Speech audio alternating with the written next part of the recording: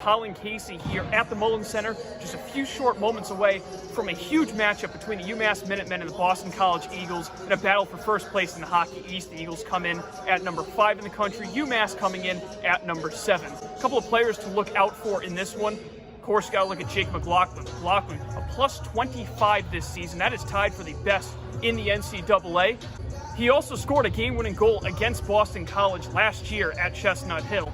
For the Eagles, certainly going to look out for Julius Matala. Matala, 4 goals, 7 assists in 8 career games against the Minutemen. He has certainly been a problem for UMass throughout his entire BC career.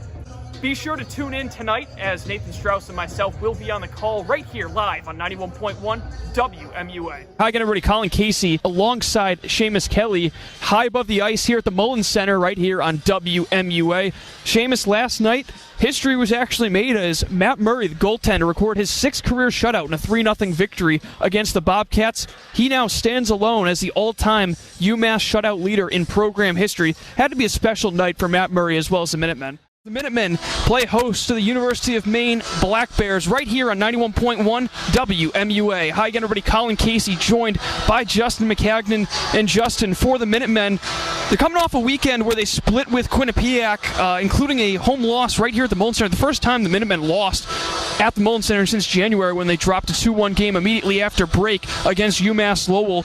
Justin, unfamiliar territory for the Minutemen coming off a home loss. What do they have to do here tonight to kind of rectify some of the issues we've seen? And keep in mind, the last time these two teams met, Minutemen had some serious talent on their team along the lines of Cale McCarr, Mario Ferraro, and Jacob Pritchard. Things have changed, but still the Minutemen find themselves in the top 10 in the nation. Meanwhile, off the face-off, Hildenbrand drops it back. Indirect pass from Delgaizo finds Kessel. He has trouble settling it. He'll just backhand it in deep behind the net. Nice job finishing the check there from Trevino. Stapley being harassed by Hildenbrand, the team captain. Hildenbrand, 2 goals just 5 nights ago out in Troy. Trevino reverses.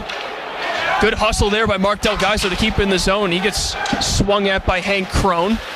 Trevino throws a shoulder in, and now Kessel follows through on the hit, but still, Pioneers able to get it out, and it's a collision behind the play as Michael Davies was jumping up in. He almost had a breakaway, but a good job by Felix to shove him down to the ice. Bobby Trevino's got to be very careful. He hit late there, and that was the same vein of hit that saw him end up getting suspended for the championship game last year. Leonard with a huge shot, but it soars over the crossbar. Felix is able to keep it in, but a good effort by Emilio Peterson to nudge the puck out. Leonard trying to find some space to operate. Casero softly over to his deep partner Felix, and Gutman gets run over by Suter. A lob pass into the zone. Lepster's able to knock it down briefly. He now controls it. Reverses down low. Think he might have had something at the blue line, but instead he drops it back and turns the puck over. Gutman off the side boards on the right wing. And it's tapped in deep so Pioneers can get a full line change. 12:04 remaining in the first. Mitchell Chafee, who had a goal against this team, the Frozen Four last spring. But instead, nothing comes of the opportunity. Mitchell skating over. Lobs it behind the net. McClellan loses it to Laganov. Philip Laganov. Ahead to Chow. Oliver Chow with a head of steam. 7 points in his last 5 games. Nudges it to his line mate Chafee. Chow can't quite knock it down. And it's lobbed all the way down the ice by Jake Derflinger, and that will go for an icing as McLaughlin and Kessel back to touch it up with 11:26 to go. Another note about, Bobby Trevino, very physical player, 200-foot player for sure, but if there's one thing this Minutemen team cannot afford with Zach Jones resting up after the juniors, it would be an ejection. UMass already down Jake Gaudet, who's out tonight because of illness, and that means that they're skating Vergara as that 7th D instead of skating an extra forward. Peyton Reeves spins away from the hit, gets it towards the near side point. Kessel yanks one wide. A rebound opportunity from Anthony Delgaizo doesn't get to the net. Delgaizo, great play, taking evasive action, getting the puck down over to Kessel. but unfortunately it leads to a Minutemen icing with exactly 11 minutes to go. And yeah, like you said before, Nathan, still both teams really struggling to find a rhythm offensively. UMass got a bit of possession just a few minutes ago, but it still looks like there's some miscommunication issues on both the offensive and defensive ends for both teams, which is to be expected after the holiday period. Really impressive crowd on hand, though, speaking of after the holiday period. There's a one-timer attempted there from Olszewski, but it doesn't get through. Delgaizo tries sending the puck in deep, but it goes off a stick and ramps up into the protective netting. Faceoff will come at center ice. You get the feeling that with a game like this, the way it's been shaping out, it's not going to come down to necessarily the more skilled team, but it's going to be who can make the fewest mistakes. We've seen Denver almost capitalize on a couple of errant passes so far, and it'll be staying mistake-free that'll be the key as both teams try to shake off their rust. Jocko Heikkinen able to win the puck back. And it's sent in deep, no icing. Lindbergh will come out of his net to nudge it further. Leonard. Second effort gets it through. Kafuk couldn't quite lift the stick and create something. There's a nice drop pass. Davies over the blue line. Finds Demon. He gets knocked off the puck. And they're going to call a penalty. Referees really strict so far, and the Minutemen will go to the box once again as... Let's see what the call is. Are they going to get maybe an elbow or something? But it's going to be Nico Hildenbrand. Ironically, the two penalties, the two guys who were ejected in the Denver game back this spring. And I don't know about that one. It didn't seem like he got a lot of body on that. Couldn't quite get a replay, but regardless, the Minutemen will be shorthanded for the second time. Yeah, that looked like a harsh call in my book, but UMass killing off one penalty already. He'll have to do it again halfway through the first. And before the face-off, we're just going to correct the clock. Now everything's set. Nice job by Chow to win the stalemate, and it's bombed down the ice hard off the glass by Colin Felix. Now behind the net, the captain Ian Mitchell. He drops it back to Stapley. Peterson skates it through the neutral zone. Flings it cross corner, dump into the far side. Olszewski drops it back. Stapley over to Peterson. He tries centering it, but it goes off a stick and makes it all the way out to the neutral zone, and Mitchell will retrieve it. 2-0 Harwich leading over Wareham in the first game of this doubleheader. We got a defensive change to report as Mike Rothenberg now in at catcher, as Tyler, looks like that injury for Pat Winkle's kind of a nagging one, and he will be unable to continue the first game of this doubleheader. Yeah, and hopefully nothing too serious, but obviously he will come out and Rothenberg will be in to catch. He will also bring his bat to the lineup as Winkle has been doing a lot better recently. It seems like he's really turned it on here in the last couple of games, so unfortunately he has to come out, but Rothenberg's been seeing the ball pretty well as well, and he will stand in the next time he comes up to bat. Yeah, Winkle actually drove in that run on a single after getting hit in the face on that foul tip by Matt McLean in the top half of the second.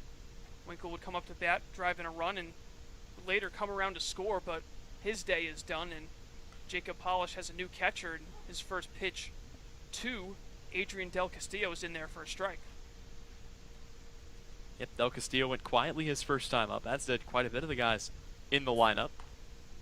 Big swing and a miss for strike two, and yeah, you know, we mentioned Ward with the 6-for-6 game yesterday. He's 0-for-2 with a pair of strikeouts. Del Castillo on the ropes here. And a check swing on a pitch just outside a look down. He did not swing 1 and 2, but Del Castillo with a 5 RBI game yesterday, including a grand slam, and so far hasn't had the same luck today against Polish.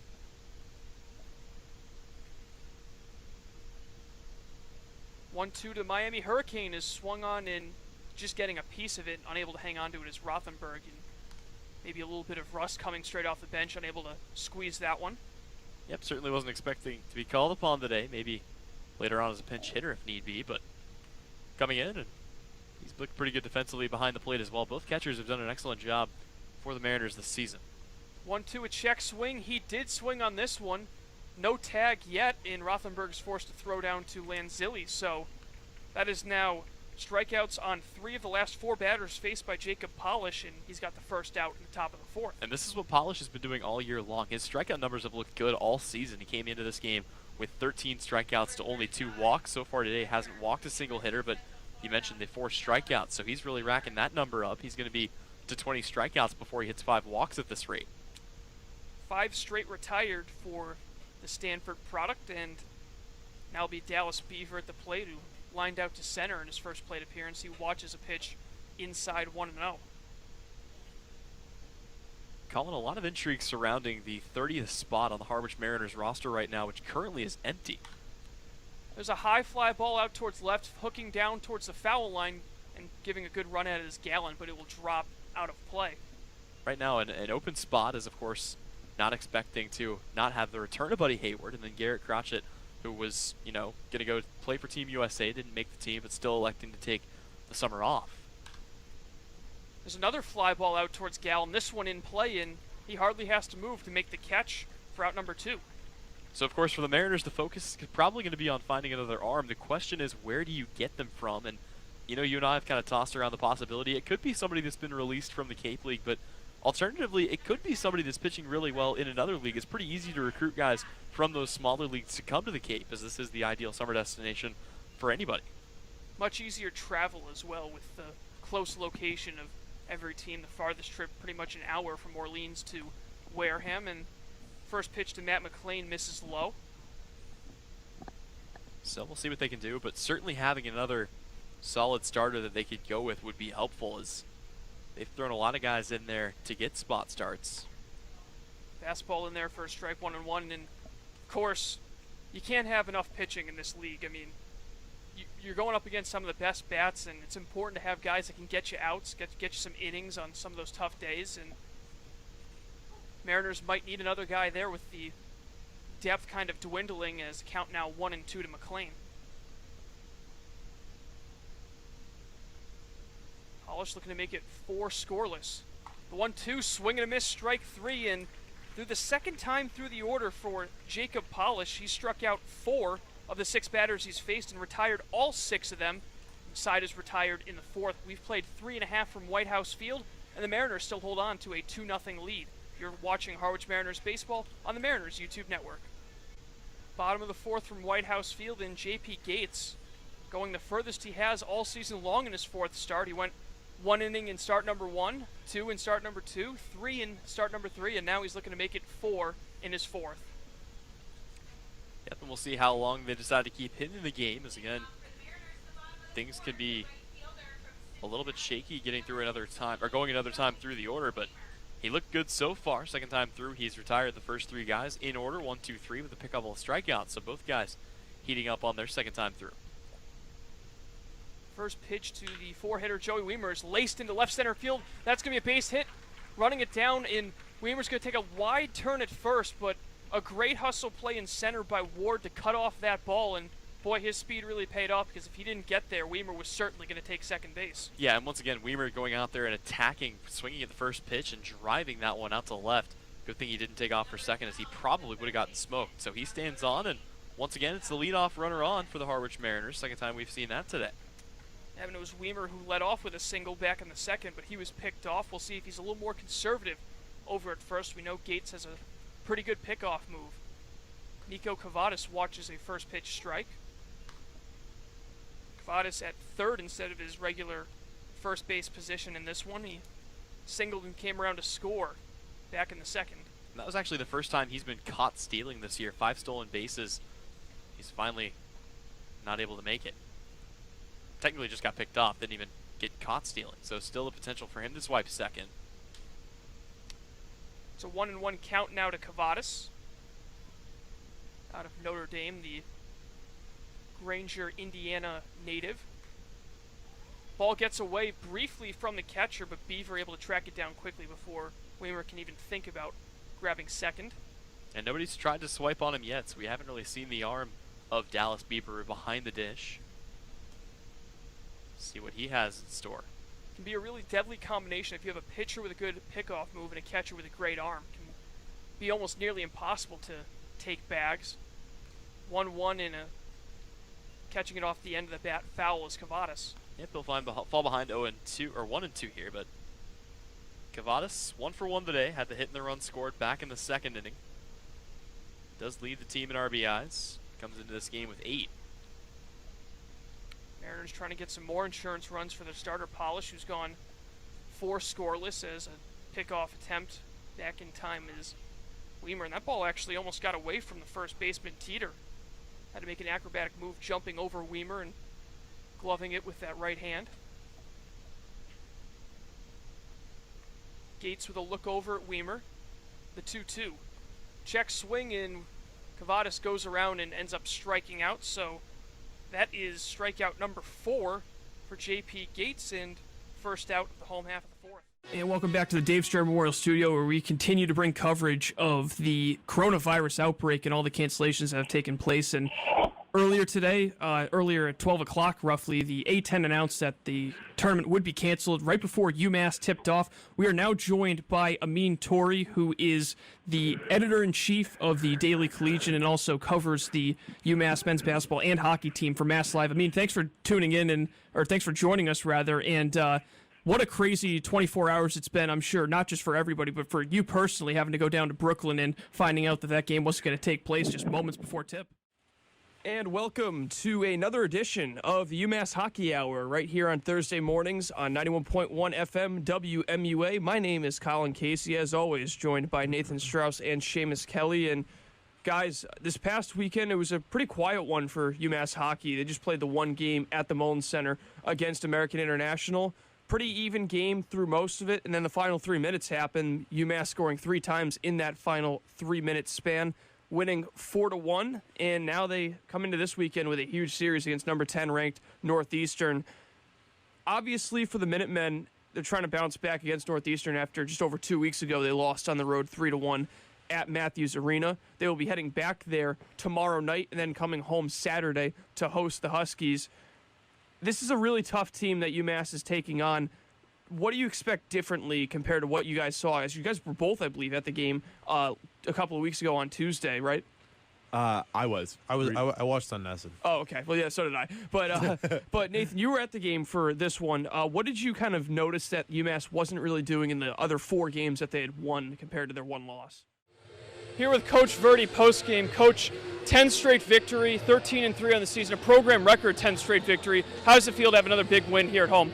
It feels really good. I'm just really proud of our kids. I'm proud of their effort. They come in each and every single day. And, our motto is that we just got to win the day. And if we feel that we come in, we do that, all right, then the wins will happen for us. And they're happening right now. But I'm just really proud of our effort and how hard our kids have played throughout the course of this year thus far. You guys were able to snap a 4-game losing streak against St. Joe's, a really tough opponent for you guys for a while. Yep. What was the difference here today? Well, I thought, again, defensively we did a great job, we contained dribble penetration. Obviously we outscored them, so that's the positive there. But, overall, I thought our players did a tremendous job executing our game plan, taking that away. They're not strong at the 3-point shot, so we're going to give that up. But we want to definitely stop them from attacking the basket. Minute Women, winners of 10 straight. Coach, thanks again. Congratulations on the win. Thank you. So for our producer, Max Conway, big shout out for him for stepping up and engineering this game. For my broadcast partner, Nathan Strauss, I'm Colin Casey. Thanks for joining us once again. Final score from Magnus Arena in Denver. The Denver Pioneers 4, Massachusetts Minutemen 2. You've been listening to UMass Hockey on 91.1 WMUA.